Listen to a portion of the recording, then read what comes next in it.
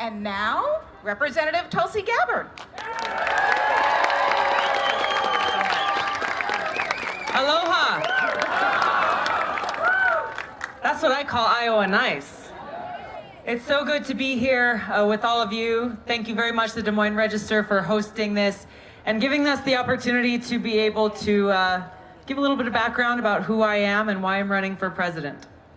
I'm really grateful throughout this whole campaign to have the opportunity to come to places like Iowa, to go to communities across the country, and just be reminded in every stop that we have about how great our country is. Why?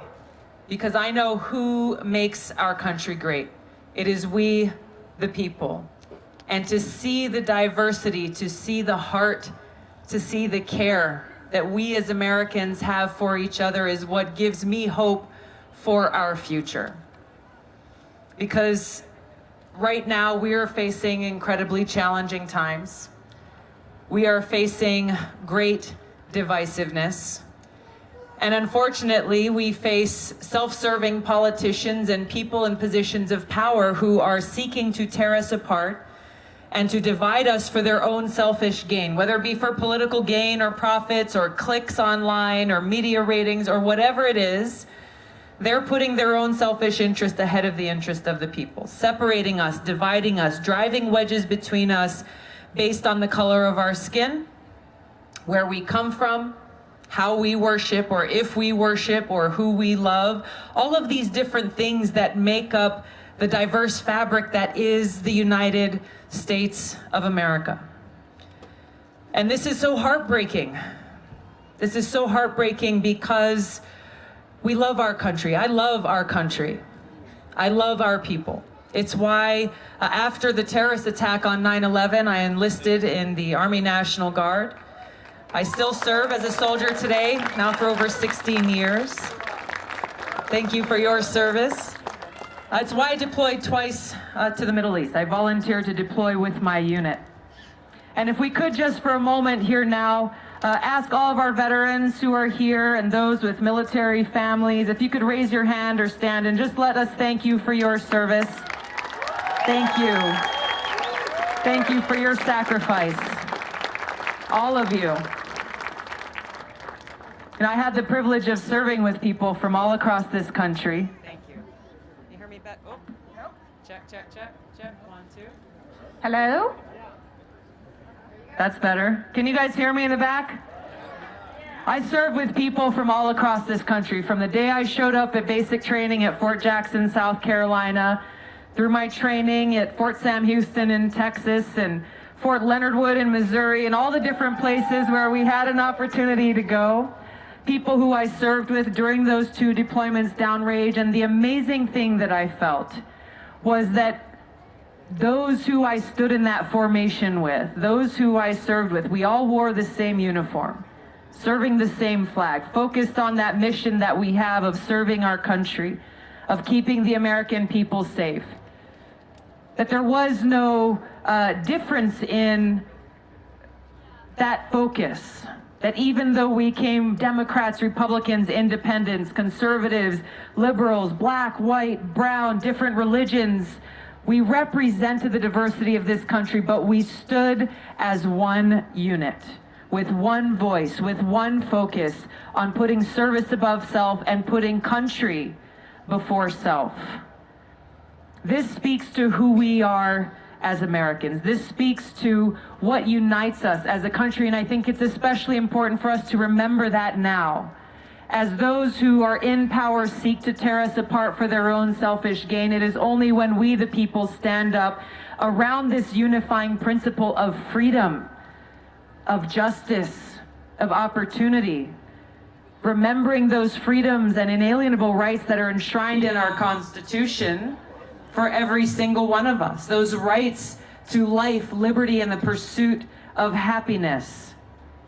When we come together around these unifying principles with love for our country and love for each other, there is no obstacle we cannot overcome. And it is only when we do that that we can begin to solve the great challenges of our day. And there are many. But we are starting on that common foundation, coming together, overcoming those partisan differences, those ideological differences, and having conversations with each other based on respect, understanding that when we care for each other, we'll find that we have far more in common than maybe we realized before. When we come together, we realize that we are equally concerned about our loved ones falling sick and not being able to get the health care that they need because they can't afford it. When we come together, we'll realize that, hey, we all are concerned about having clean air to breathe and clean water to drink. When we come together, we realize that we're concerned about making sure our kids are not afraid for their life when they go to school. When we come together, we realize we want to make sure that we have bridges that serve us, that our infrastructure doesn't threaten us or our families or our well-being as farmers. When we come together, we can recognize how much we have in common. We have different ideas on how to solve these challenges. That's not a bad thing. When we come together united in that mission focus of service and care for each other, then we bring about that change. We bring about the big kind of change we need to see. Because really what's at stake here, for me as a Democrat, offering to serve you as your President Commander-in-Chief, is yes, defeating Donald Trump in 2020, but it's bigger than that.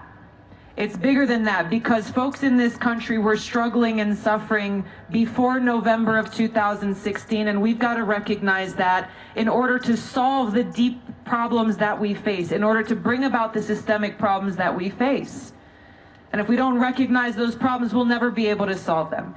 And really, as we look down each of the issues that concern us in our everyday lives, we come down to a couple of common threads.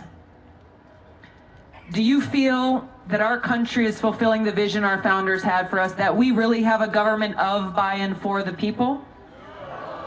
We don't.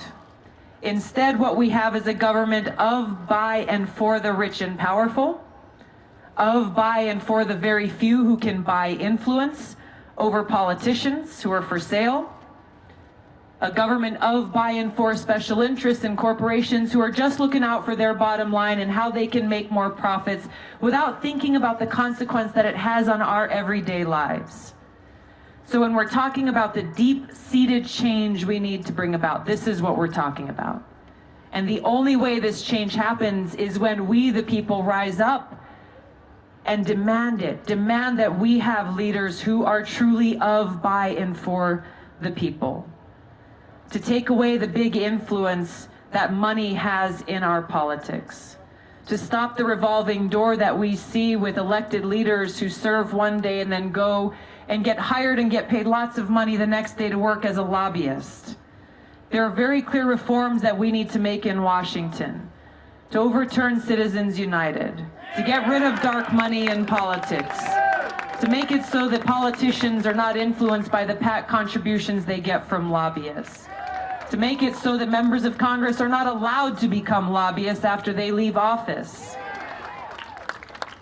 We have so much power as people. We've got to remember that. We are the ones who hire and fire the people who are elected to serve us, not the special interests, not the big corporations. They are hired to serve the people. So we've got to exercise our voices to make sure that is actually happening. And that's how, when we do that, we can begin to bring about the kind of big change that we need to see. So I'm really proud of our campaign. We have a completely people-powered campaign with volunteers and folks who are giving $1, $5, $10, whatever they can, to make sure that we're able to get our message out there, taking no contributions from PACs, no contributions from lobbyists, making sure that the voices of the people are at the forefront of everything that we do. Now, there's a lot of work that we have ahead of us, and we talked about a couple of them. The thing that I hear most from people is about healthcare, about how most families in this country are one healthcare emergency away from total bankruptcy and disaster. How is it possible that in this country that we spend far more as a country on healthcare, yet we have far worse outcomes? It's unacceptable.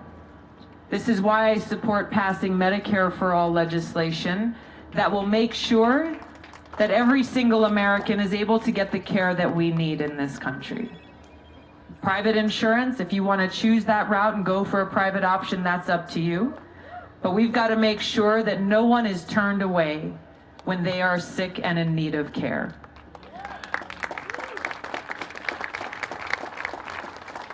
This is something that's impacting all Americans. Another thing impacting all Americans is the problems posed to us by climate change. Now, sometimes when you get into these conversations in Washington, they get very political and partisan when you talk about climate change, because it's become this buzzword. It's this hot topic word where you're either on one side or the other. But when you just stop for a moment and talk as people, not as partisans, but as people, then we find that we all need clean water to survive. Water is life. None of us can survive without it. We need to know that our kids and our families and their homes and communities are going to have clean air to breathe. That we want to make sure that we have a safe planet. We want to protect the homes, the land that we love, the land that we farm. This is what we're talking about when we're talking about addressing climate change, moving away from fossil fuels, investing in clean, renewable energy that is better for us, better for the planet, and better for our pocketbooks. On all fronts, we're talking about things that are important to all of us as people. So we talk about criminal justice reform.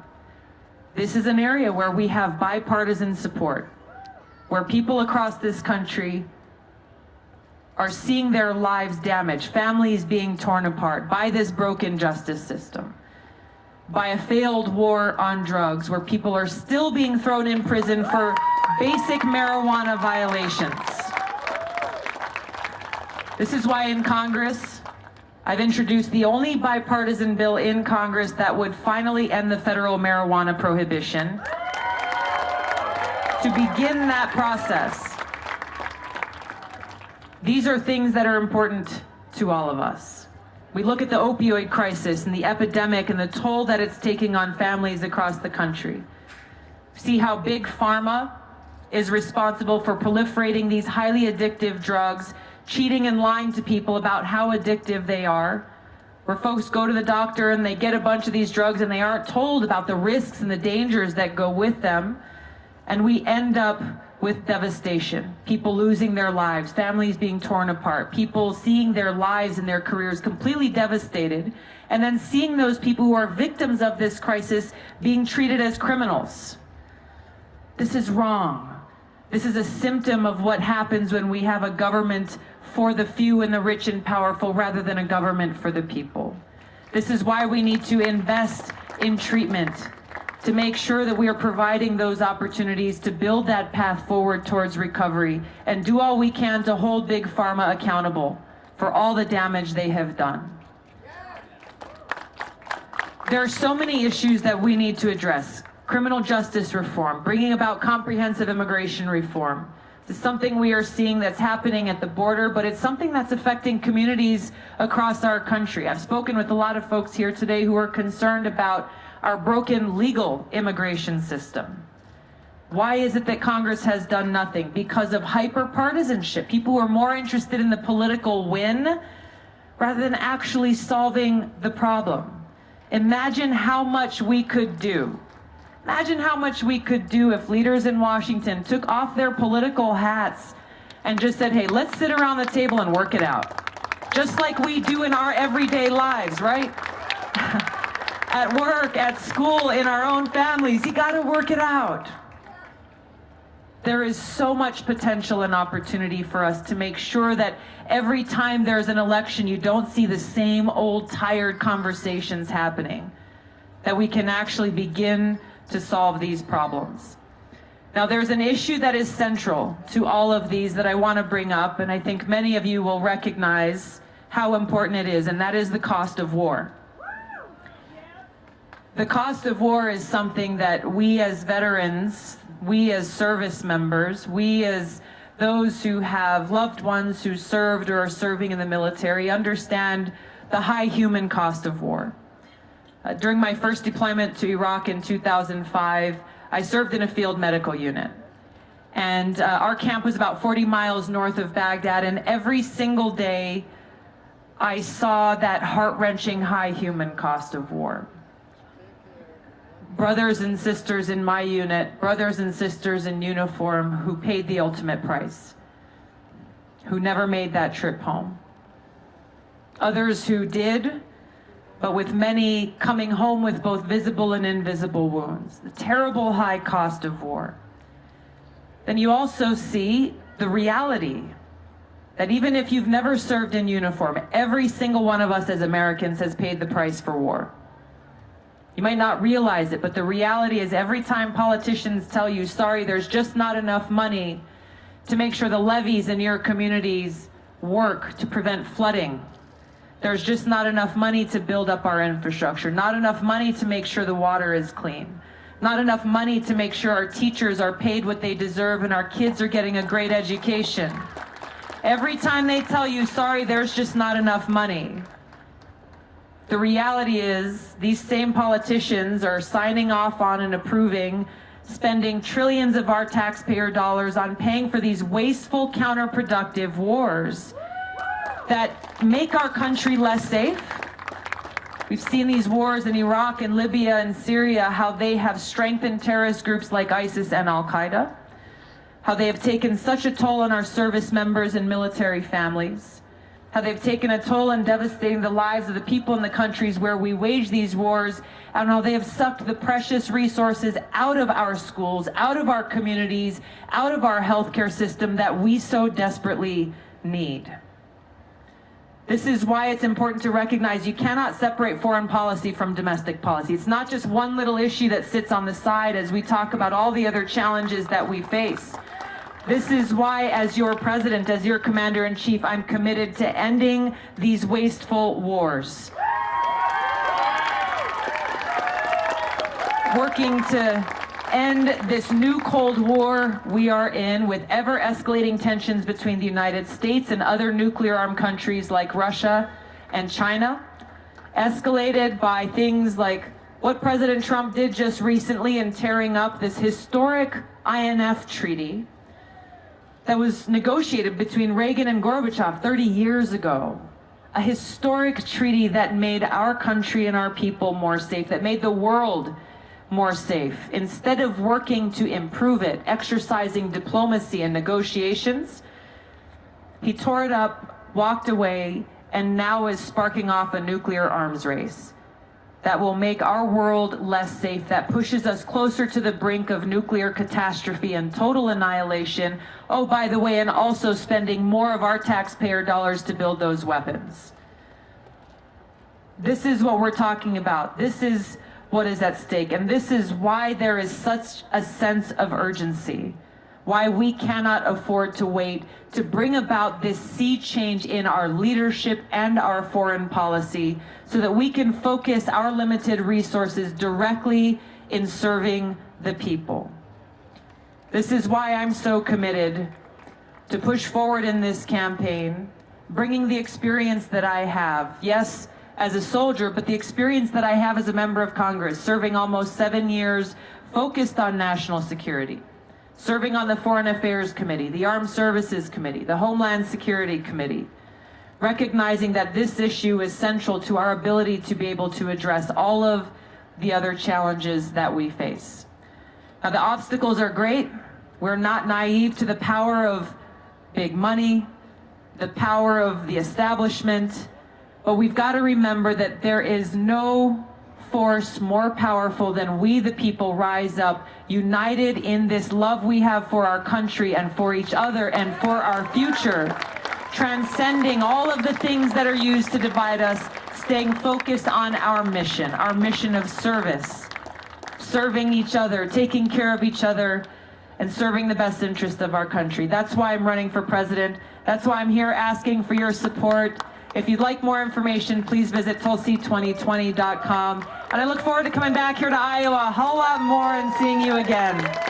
Enjoy the rest of your day here. It's great to see you all. Aloha, another big one. Thank you so much. Have a great day. we're out of time, sir. I'm sorry. I'll be around. He's a dear friend. Thank you so much.